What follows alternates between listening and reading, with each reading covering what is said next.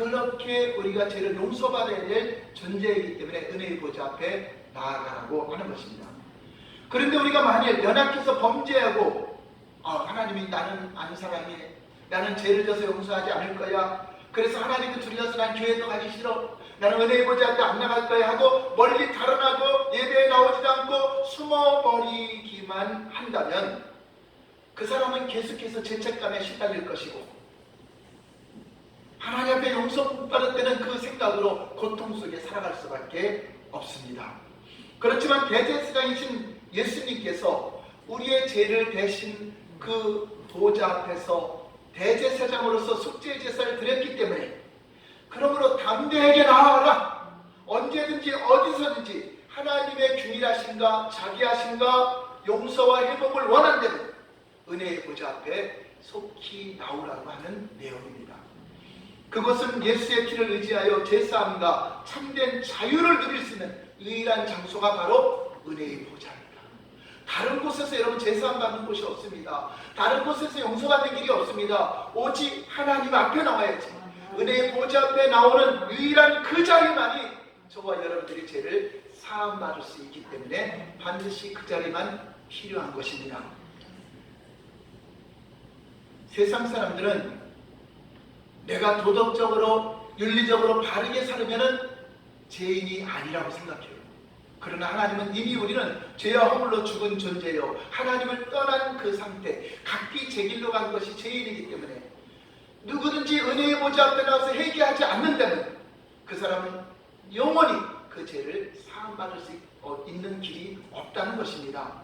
그것을 깨닫지 못하고 있어요. 우리가 알려줘야 돼요. 은혜의 보좌 앞에 초청을 해야 됩니다. 하나님은 언제든지 열어놓고 있습니다. 우리의 죄를 다 십자가에서 다 속죄를 하셨으니 누구든지 그리스도의 보좌 앞에 나와 회개한다면 다 용서를 받고 균일하심과 은혜를 받고 또 우리 믿는 자들도 죄책감에 시달리지 말고 은혜의 보좌 앞에 나와 회개하고 하나님의 균일하심과 용서를 받는 저와 여러분 되기를 예수님 이름으로 축원합니다. 두 번째, 은혜의 보좌 앞에 나와야 될 목적은 때를 따라 돕는 하나님의 은혜가 필요한 존재이기 때문에 그렇다. 때를 따라 도움을 받아야 되기 때문에 그렇습니다. 여러분들이 살아가는데 시간을 살아가죠. 그때 살아가는데 꼭 필요한 때, 하나님의 도움이 필요한 때, 사람의 힘으로 할 수 없고 의학의 힘으로, 과학의 힘으로 할 수 없는 그때 하나님의 도움이 꼭 필요한 존재가 바로 우리라고 하는 것을 기억하고 그 도움을 받으라는 것입니다.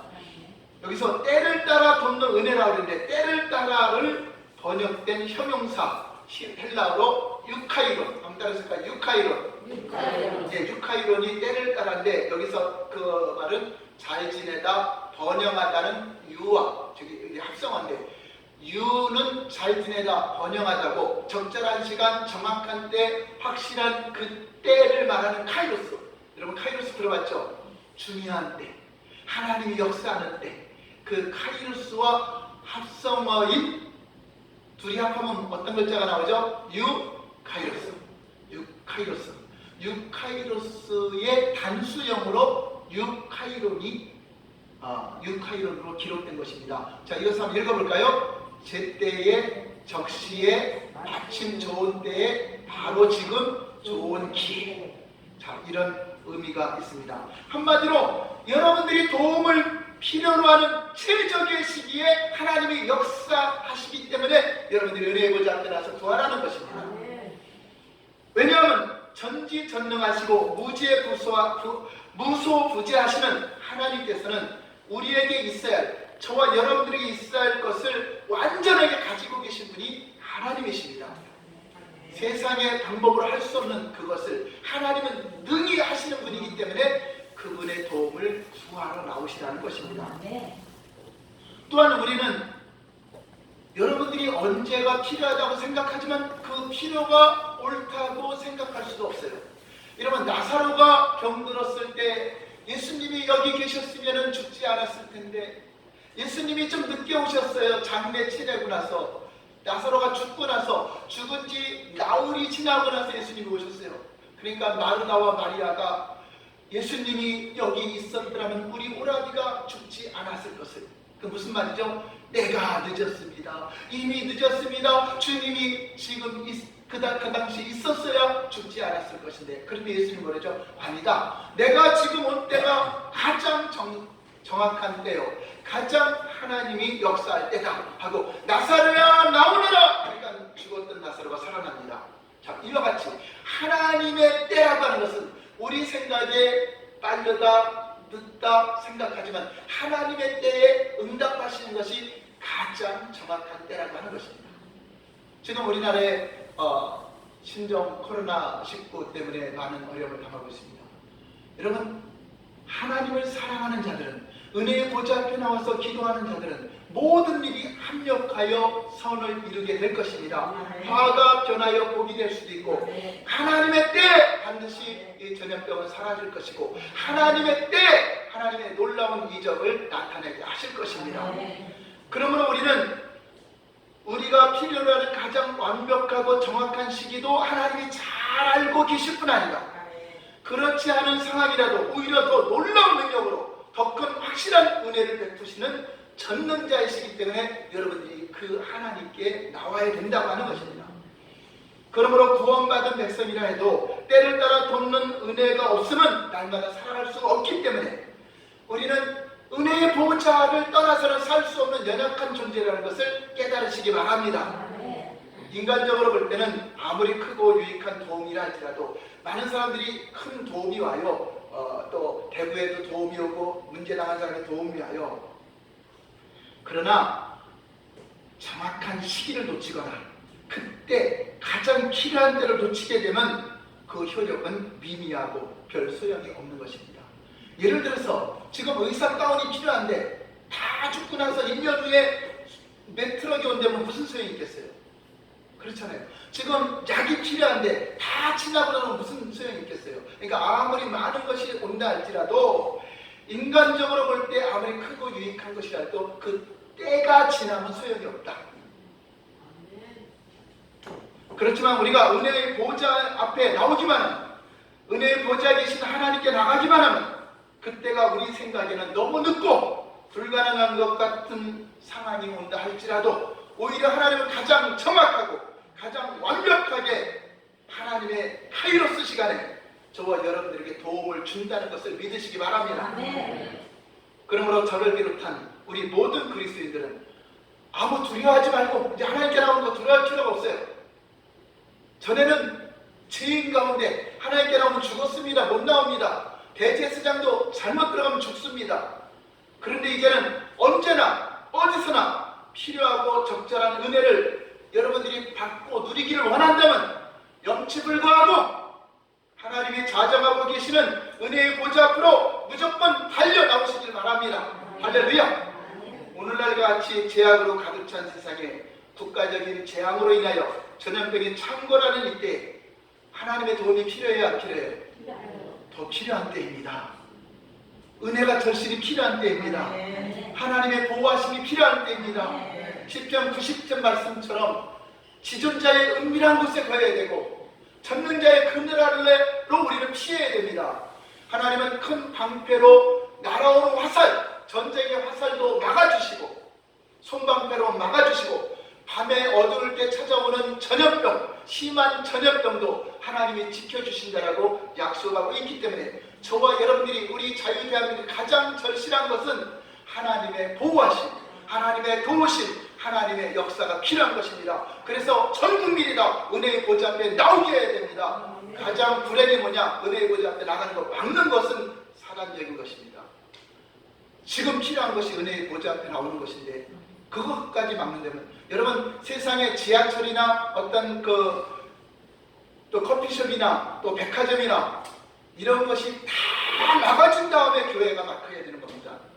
교회는 마지막 보류이기 때문에 그래요. 은혜의 보좌 앞에 하나님만이 멈출 수 있게 하는 보류이기 때문에 그렇잖아요. 여러분 지나가 보세요. 커피숍에 얼마나 많은 사람이 다른 데로 마스크도 안 쓰고 커피 마시고 있습니다. 그런데 교회에서는 마스크 쓰고 모든 거 예배 드리고 있어요. 그런데 그런 거 막는 건 안 해요. 여러분 은혜의 보좌 앞에 나와서 여러분들이 건강과 모든 것도 잘 예절도 지켜야겠지만 더 주님 앞에 기도할 때 속히 멈추게 될 줄 믿습니다. 성경에도 전염병이 멈춘 것은 하나님 앞에 제사가 드려질 때, 하나님 앞에 나와서 회개할 때, 성전에 나와서 하나님께 부르실 때, 너에게 혹시 기근이나 재난이나 전염병이 임할 때, 너희가 이 성전을 향하여 기도할 때 내가 너희들의 죄를 사하고 그 성읍을 고칠지라고 성경은 약속하고 있기 때문에 그렇습니다. 그러므로 오늘날 마치 죄악으로 가득 찬 이때 하나님의 도우심이 절실히 필요한 때라는 것을 여러분 믿으시기 바랍니다. 그러므로 전염병과 죽음의 공포 때문에 은혜의 보좌를 멀리하지 마시고 오히려 더욱 힘써 은혜의 보좌 앞에 나와 하나님의 도우심을 구하시기를 바랍니다. 오늘날 우리가 두려워하는 것은 세상 사람들 많은 걸 두려워해요. 코로나19를 두려워해요. 질병이나 죽음을 두려워해요. 근데 성경에서 말하는 저와 여러분들이 진짜 두려워해야 될 것은 전염병이 아닙니다. 질병이 아닙니다. 죽음이 아닙니다. 오늘날 우리가 가장 두려워할 것은 예배가 피해지는 것입니다. 전제와 서제가 끊어지는 것입니다. 교회 성전문이 닫혀지고 있습니다. 점점점 많은 사람들이, 젊은이들이 교회를 떠나고 있습니다. 이것이 두려운 것입니다. 교회가 문을 닫고 있습니다. 세계적으로. 물질 문명이 발달하고 경제가 성장하면서 그것이 축복인 줄 알았는데 그것으로 인하여 수많은 사람들이 교회에서 떠나가고 있습니다. 예배가 끊어지고 있습니다. 예배의 자리가 떠나가고 교회의 문이 닫혀지고 은혜의 보좌 앞을 멀리하는 것을 우리는 가장 두려워해요. 성경에도 제사장들아 너희 성전에서 성전에서 봉사하는 자들아 너희 예배가 끊어진 것 때문에 울어라. 이게 전쟁이 나서 그 나라가 너희 나라가 망할 것인데 성전이 파괴될 것인데 그럼 무엇이 끊어지죠? 육체에 죽는 것 때문에 울어라, 병 걸린 것 때문에 울어라가 아니라 전제와 소제, 예배가 폐해지는 것 때문에, 제사가 끊어지는 것 때문에 너희는 울라라고 말하고 있습니다. 왜 그렇죠? 때를 따라 돕는 은혜를 받을 수 없기 때문에, 하나님의 도우심을 받을 수 없기 때문에 진짜 우리가 두려워해야 될 것은 여러분들이 오늘 이렇게 예배드리러 왔습니다. 내가 마음껏 예배를 드리지 못하는 환경이 온다는 것 여러분 상상해도 끔찍하지 않습니까? 사회주의 공산주의에서 예배드리는 게 싫습니까? 여러분 이런 전염병이나 이거 황사나 이런 것들이 많은데 예배드리기 싫습니까? 그럼에도 불구하고 저 여러분들이 오늘 이 자리에 왔습니다. 내일 일은 염려하지 마시고 오늘 주님 앞에 나온 것에 감격하시고 감사하시고 지금 은혜의 보좌 앞에서 주님이 우리의 기도를 보시고 들으시고 저와 여러분들의 때를 따라 돕는 은혜가 임할 줄 믿으시기 바랍니다. 오늘 말씀을 통하여 우리 주님께서 우리에게 이렇게 레마의 메시지를 보내주십니다. 성경은 하나님 말씀을 로고스라고 해요. 그냥 기록된 말씀을 로고스라고 해요. 근데 이것이 나에게 명령이 되고 나에게 순종이 되는 말씀을 한번 따라서 레마의 말씀. 나를 움직이는 말씀이 되어야 돼요. 우리 예수님이 우리에게 레마로 주는 말씀은 이렇습니다. 사랑하는 아들 딸들아, 내가 십자가에서 당한 고난과 죽음으로 성수의 휘장, 지성소와 성소가 가로막혀 있던 휘장을 위로부터 아래까지 쫙 찢어서 은혜의 보호자 앞으로 나아갈 수 있는 길을, 새롭고 산 길을 열어놓았으니 다만 너희가 믿음으로 사죄의 확신을 가지고 하나님의 은혜 받기를 원하여 언제 어디서든지 하나님의 도우심을 구하러 담대하게 은혜의 보좌 앞에 나오기만 하면 내 아버지께서 베푸시는 완전하고 확실한 은혜를 너에게 내려줄 것이다. 그런 말씀입니다. 지금 시대적으로 전염병의 재앙으로 인하여 아무리 두렵고 떨리는 상황이 벌어져도 나의 보좌 앞에 나오기만 하면 나의 전능한 능력으로 연약한 너희에게 때를 따라 돕는 은혜가 임하게 할 것이다. 그러므로 너희는 내게로 나오라라고 우리에게 말씀하고 있는 것입니다. 그러면 은혜의 보좌가 어떤 곳입니까? 은혜의 보좌가 어떤 곳인가 알아야 요 건물 안에 나와야지만 은혜의 보좌에 나오는 건가? 이렇게 또 의문할 수 있죠. 구약시대는 손으로 진 성전, 성막, 그 지성소 안에 들어가야 은혜의 보좌라고 했는데 과연 오늘날의 은혜의 보좌는 어디인가? 이거에 대해서 알아보겠습니다. 첫 번째, 한번 따라서 할까요? 예배와 기도의 장소가 은혜의 보좌이다. 우리가 예배와 기도를 통해 하나님께 나아갑니다. 우리의 죄, 우리의 필요, 우리의 고민들을 가지고 하나님께 나갈 수 있는 것이 바로 예배의 자리입니다. 하나님은 예배의 자리에 주의 보혈을 의지하여 나오기만 하면 기꺼이 받아주십니다. 그러므로 여러분이 기도하는 장소, 오늘 예배드리는 이곳이 은혜의 보좌 앞에서 우리 하나님이 받으시는 그 보좌임을 믿으시기 바랍니다. 우리는 아무 때나 날마다 언제든지 여러분 마음만 먹으면 예배의 자리에 나올 수 있을 줄 알았습니다. 그런데 이제 국가적으로 더 이게 심해지면은 그 쉽지 않을 겁니다. 계속적으로 방송에서는 예배를 드리지 못하도록 이렇게 권면하고 있습니다. 여러분 이런 때가 오리라고 우리가 상상을 했습니까? 그런 때가 올 수도 있다. 지금도 수많은 사람들이 예배드리고 싶어도 병원에 누워서 나올 수 없는 상황 속에서 두려움에 떨며 마음껏 자유롭게 예배드리지 못하는 환경이 조성되고 있습니다. 그럼 오늘 저와 여러분들이 오늘 이렇게 건강을 주시고 바이러스에 안 걸려서 이전에 나온 것이 얼마나 감격입니까? 얼마나 이렇게 감사하고 있습니까? 그러니까 그냥 왔다 그냥 가지 마시고 이렇게 영광스러운 예배, 감격적인 예배, 이 예배를 통해서 하나님과 교통하고 하나님의 도우심을 꼭 받으시길 바랍니다. 제가 예수님을 믿기 전에 우리 집안에 다 우상 숭배하고 살아와서 예수 믿는 사람이 없었습니다. 자, 그런데 제 소원은 제가 24살 때 예수 믿고 우리 집안에서 예배가 드려지는 것이 소원이었어요. 역사상 우리 집안은 예배 드리는 때가 없었기 때문에 우리 부모님이 예배 드릴 수 있다면 얼마나 감격일까. 그래서 그것을 이루기 위해서 제가 1년 정도 됐을 때 기도하고 찾아가서 집에 있는 부적들 다 떼내고 터주 항아리 다 부셔버리고 우리 어머니 앞에 지금까지 우리가 속은 것입니다. 이제 제가 하나님을 알았습니다. 하나님을 몰라서 이 나라의 백성이 이렇게 우상숭배한 것입니다. 제가 너무나 아주 강하게 하시니까 우리 어머님이 그냥 가만히 계시더라고요. 그래서 예배를 드렸어요. 저는 그때를 기억하고 있습니다. 우리 집안에서 찬송과 예배가 울려 퍼지는 그것을 그토록 기도했는데 1년 동안 기도하고 찾아가서 예배가 드렸습니다. 물론 교회까지 나오는 데는 많은 시간이 걸렸어요. 우리 사랑하는 아버님이 교회 나오시고 또 어머님이 교회 나오시고 형제들이 교회 나오면서 그것이 하나하나 응답받게 되어서 오늘의 제가 이 자리에 서게 된 것입니다. 여러분들이 이렇게 누군가는 울면서 기도하며 그 영혼을 구원하기 위해서 기도해서 여러분이 이 자리에 왔습니다. 그냥 온 것이 아닙니다. 하나님 앞에 감격하며 예배드리고 감격하며 기도하고 다윗이 쫓겨다니면서 가장 사모한 한 가지는 무엇입니까? 내가 하나님의 성전에서 하나님의 아름다운 교제를 하는 것, 그것이 내 인종의 소원이다. 내가 전에 내 동무들과 함께 예배드리는 그때를 추억하고 내가 너무나 괴로워합니다. 마음껏 예배드리는 그때가 너무나 그립습니다라고 고백하는 시편 내용을 볼 수 있습니다. 저와 여러분들이 그 감격을 오늘 누리시길 바랍니다.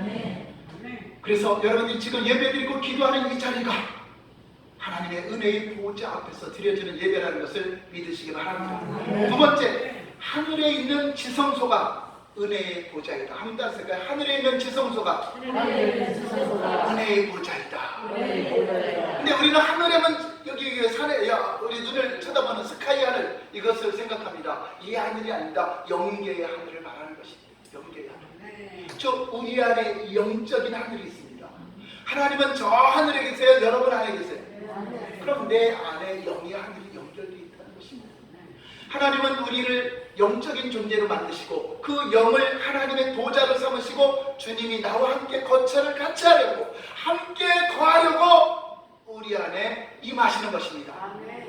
그러므로 예수님이 계신 곳, 하나님이 계신 곳이 하나님의 보좌죠. 그렇죠? 하나님이 앉아 계신 것이 하나님의 보좌입니다.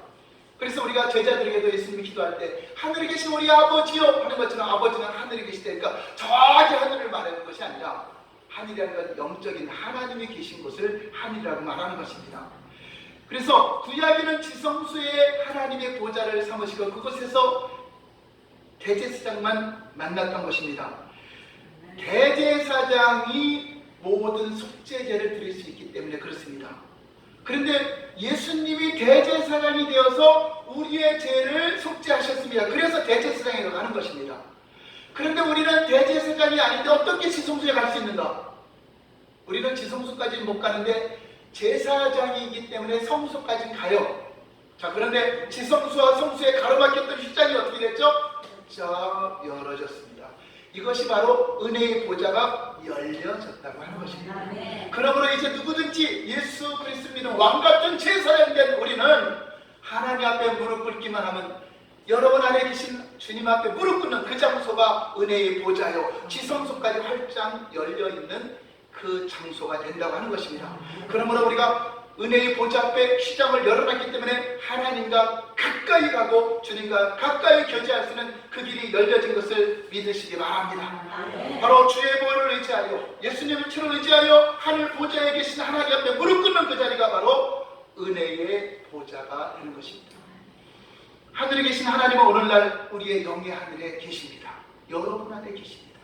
그러므로 저와 여러분들이 집에서 무릎 꿇고 기도하는, 우리 하나님께 몇 사람이 모여서 예배를 드리든 그곳이 바로 은혜의 보좌함을 믿고 감동적인 예배와 기도를 드리는 저와 여러분 되기를 예수님 이름으로 축원합니다. 세 번째, 은혜의 보좌는, 한번 따라서 할까요? 은혜의 보좌는 왕의 보좌이다. 그렇죠. 은혜의 보좌에 누가? 왕이 앉아있는 거죠. 왕.